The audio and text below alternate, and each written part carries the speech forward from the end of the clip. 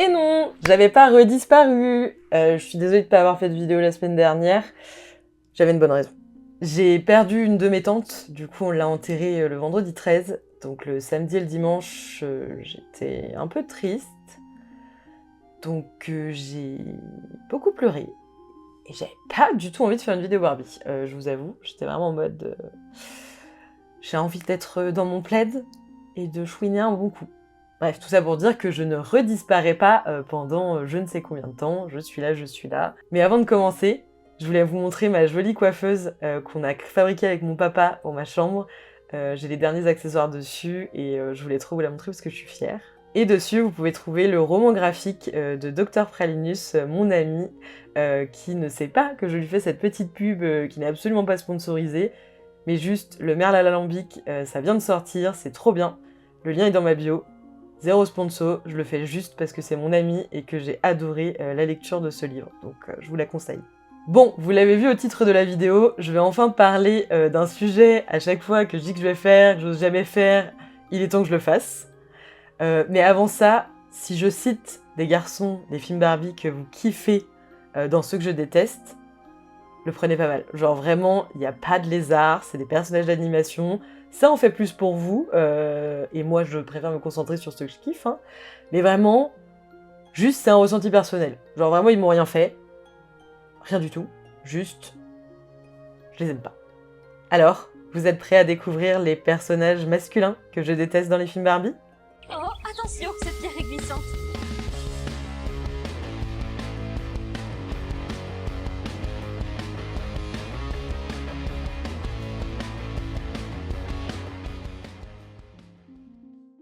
Ma liste se compose de 7 noms, et même si je suis sûre que certains d'entre vous savent déjà qui est en tête de liste, je voulais commencer par la fin, pour faire un petit peu de suspense. En vrai, vous pouvez aller à la fin si ça vous saoule.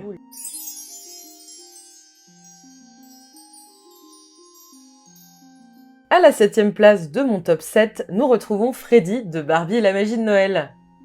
Mais Gaël, mais c'est complètement gratuit, il est hyper gentil Freddy, il est tout maladroit, il est amoureux de Catherine. Les mecs magiciens, je peux pas. Je suis désolée, c'est complètement gratuit pour Freddy, mais je peux pas. Ça me rappelle trop de soirées où des mecs essayaient de faire un tour de magie, voilà, pour se la péter un peu, pour te draguer un peu, ça vient, ça se frotte à toi, ça tripote derrière ton oreille pour sortir une pièce. Non, décidément, les magiciens, ça me met beaucoup trop mal à l'aise, et je ne peux pas m'empêcher de penser à sa coiffure. Je sais, ils ont essayé de faire un truc 20e siècle, Angleterre, ok. Et donc, c'est quoi ce résultat? Bon, je vous le dis, c'est complètement gratuit pour Freddy, hein, je l'avoue, il m'a rien fait, c'est juste son statut de magicien qui me saoule. Et en plus de ça, vous allez me dire, mais il est quand même utile, il a quand même emmené Eden et Catherine jusqu'au baron de Catherine pour Noël. Oui, enfin bon, les esprits de Noël, elles ont pu transformer un carrosse en traîneau, elles pouvaient trouver un cocher fantôme ou je ne sais quoi, hein, donc bon... L'utilité de Freddy dans le film, je suis pas sûre non plus, quoi. Ce que je ne lui enlève pas, cependant, c'est qu'il a un magnifique costume et que j'adorerais en avoir 3 exemplaires pour qu'on les porte avec le Ciné QQ Club. Ça, ce serait stylé.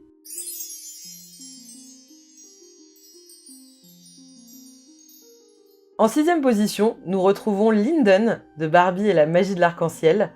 Alors, pareil, vous allez me dire « Mais Gaël, il est trop gentil, il est trop attendrissant, Linden, qu'est-ce que tu détestes chez lui ?»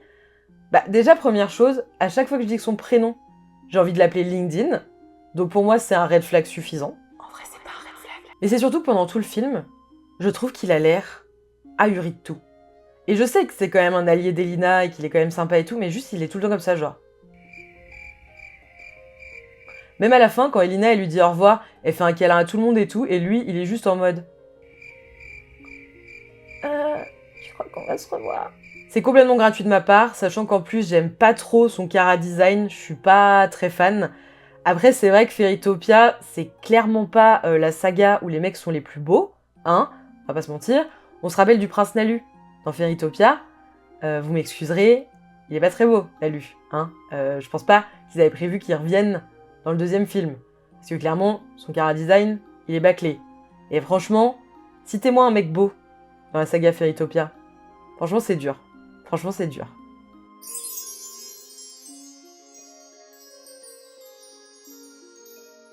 En 5e position, là je l'avoue, c'est le personnage, c'est le plus gratuit de toute la liste. Je l'ai mis en 5e parce qu'il m'énerve plus que les deux autres, hein. Mais soyons clairs, il m'a rien fait. Il a rien fait, à peu près je pense. C'est Dylan dans Barbie Rêve de danseuse étoile. Juste, ce mec m'énerve. Genre en fait j'avais trop l'impression qu'il était indécis, qu'il arrivait pas à bien défendre sa pote devant la méchante, enfin... Je sais pas, il m'énervait trop. Il m'énerve trop, Alors qu'en soi, le mec, il a genre 2 minutes de temps d'écran, quoi. Enfin, genre... Mais... Je t'aime pas. Je t'aime pas, c'est gratuit, mais je l'assume.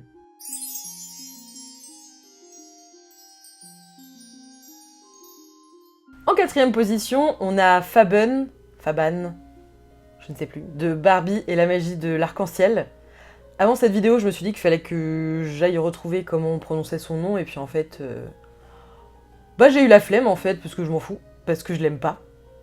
Parce que non seulement ce personnage est extrêmement narcissique, il n'a aucune empathie pour les autres, il ne pense qu'à lui, vraiment à lui, sa petite image, vraiment il est insupportable.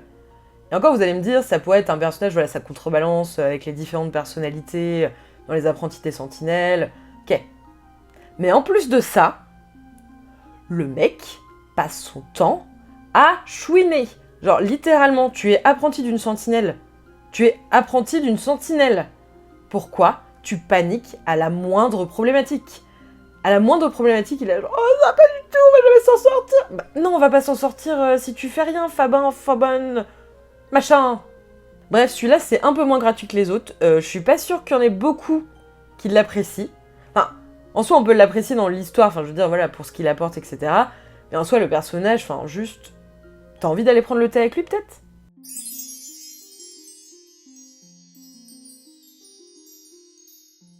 En 3e position, vous allez me dire, c'est facile, c'est un antagoniste, donc forcément, c'est plus facile à détester.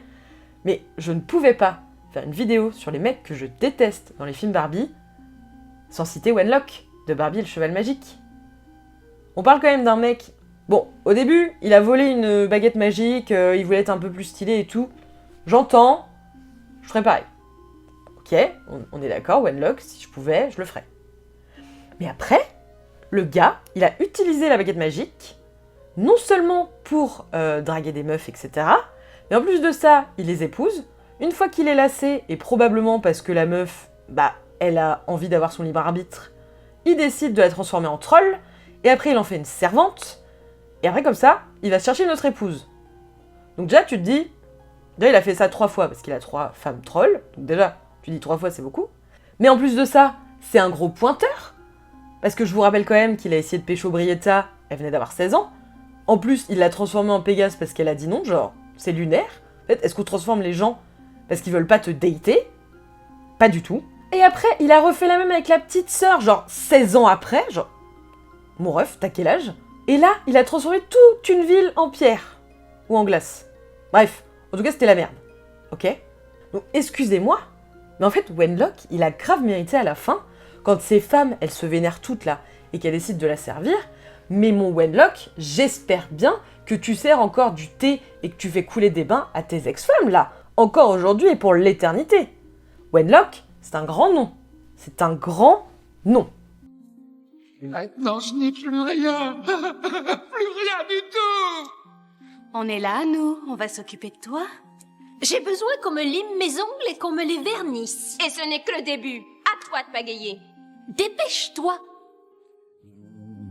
Je répète, dépêche-toi.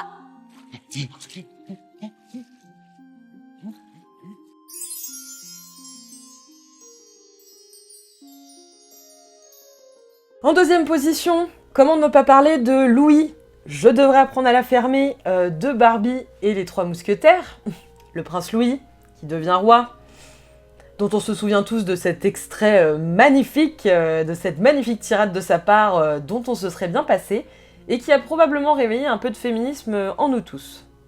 Tous vos rêves semblent possibles vus du ciel. Quel est votre rêve, Corinne? J'aimerais devenir mousquetaire. Vous devez plaisanter. Il n'y a pas de femme mousquetaire. Et vous allez peut-être me dire, mais oui, mais Louis, il a un arc de rédemption, il embauche les premières femmes mousquetaires, là. Ouais, d'accord.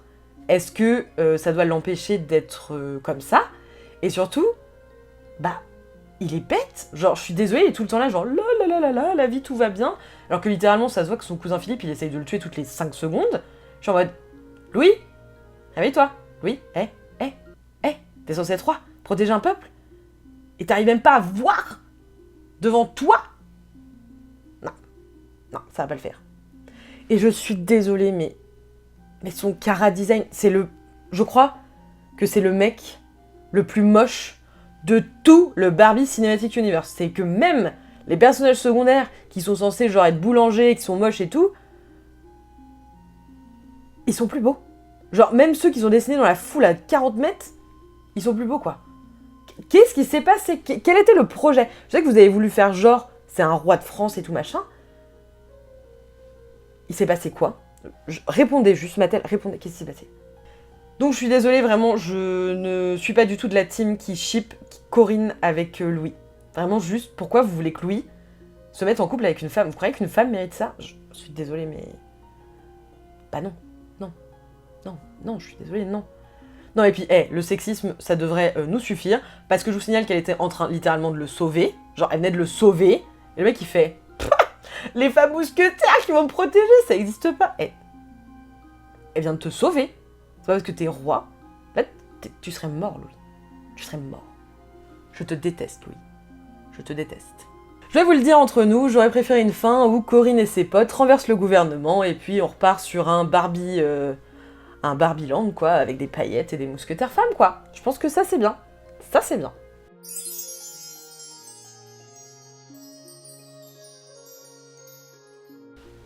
Et bien sûr, comment ne pas parler de la première place? Beaucoup d'entre vous l'auront compris.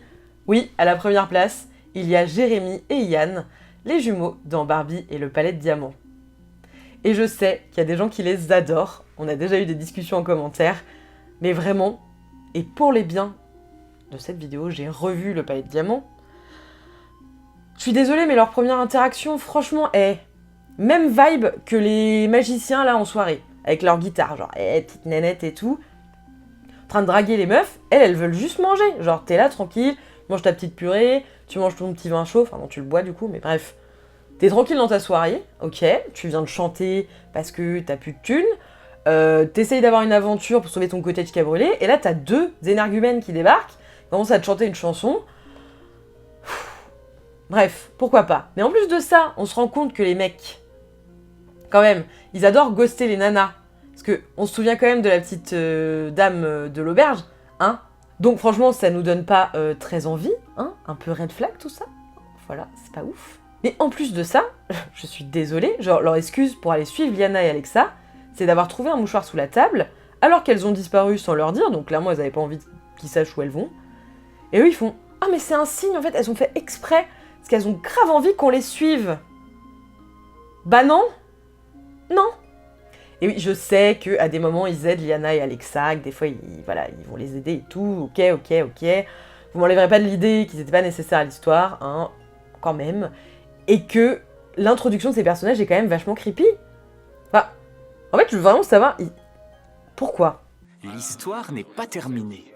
À mon avis, elles l'ont laissé exprès. Pour qu'on aille le leur rendre. Est-ce qu'une fille ferait ça?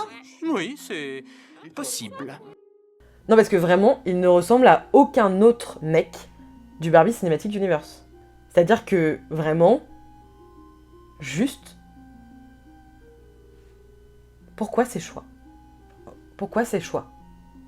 De toute façon, moi je vous le dis, je suis partisane de l'idée que Liana et Alexa sont en couple et qu'elles vivent dans leur petit cottage d'amour et de fleurs fraîches. Mais avant de vous énerver, n'oubliez pas que vous avez le droit de penser que Liana et Alexa sont avec les jumeaux. J'ai le droit de penser qu'elles sont ensemble et que ça n'a rien à voir avec une quelconque sexualisation des personnages de dessins animés. Parce qu'à chaque fois qu'on a un ship qui n'est pas hétéro dans un dessin animé, tout de suite les gens sortent l'argument de la sexualisation.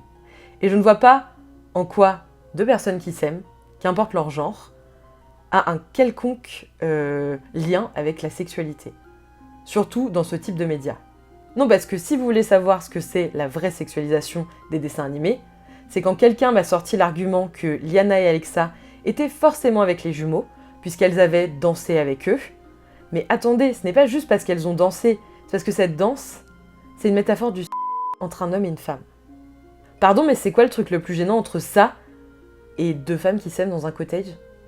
I don't get it. Bref, qu'importe ce que vous pensez, pour moi, ils méritent vraiment cette première place parce qu'ils ont vraiment un comportement qui, pour moi, est inacceptable dès le début. Et oui, peut-être qu'ils se rachètent, mais je trouve que c'était vraiment pas utile à l'histoire d'en faire ce genre de personnage qu'on a du mal à aimer, en fait, finalement.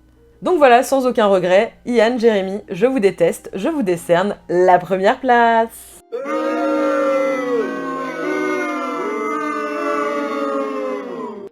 Merci à toutes et à tous d'avoir regardé cette vidéo. J'espère qu'elle vous a plu et qu'elle vous a fait un peu rire. N'oubliez pas, si j'ai cité les mecs que vous aimez, y a pas de souci, je vous les laisse. Moi j'en ai d'autres que je préférerais prendre, je vous le dis. En tout cas, j'ai très envie de savoir qui sont les mecs des films Barbie que vous détestez. On se retrouve très vite dans le Barbie Cinematic Universe. À bientôt!